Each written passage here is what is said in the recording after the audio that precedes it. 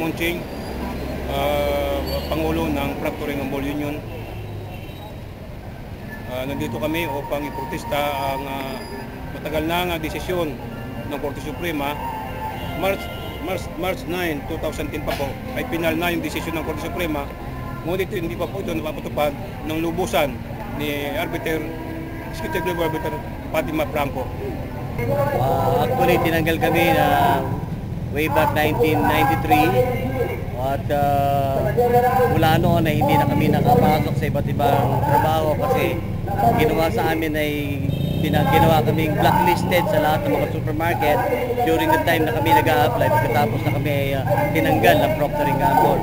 Kaya hanggang sa kasalukuyan ay wala kaming naging hanap buhay na maayos kung ano-anong napasok naming pagkakakitaan para lamang mabuhay dahil inaasahan namin na meron kaming ibabalik kami ng Proctoring and Gamble pero hanggang ngayon ay wala pa rin nangyari.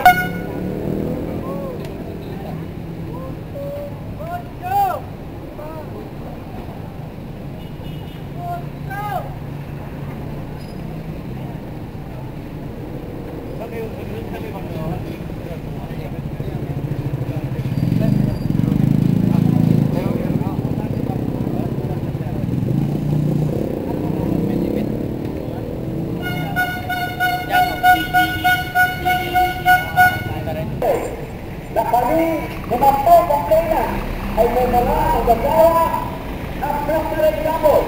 Hindi nagsa na kinikilala ng Korte Suprema na labor-only contractor o arresto lamang ng Proctoring and Gamble. Kami rin po ay dineklara ng Korte Suprema na legal na tinanggal ng Proctoring and Gamble sa trabaho. Kung kaya, inorderan ng Korte. Sa lukuyan, napakarami na sa amin na may mga karamdaman, katulad ng stroke, may iba namatay na hindi pa rin nakagkaroon ng hustisya ang aming kaso.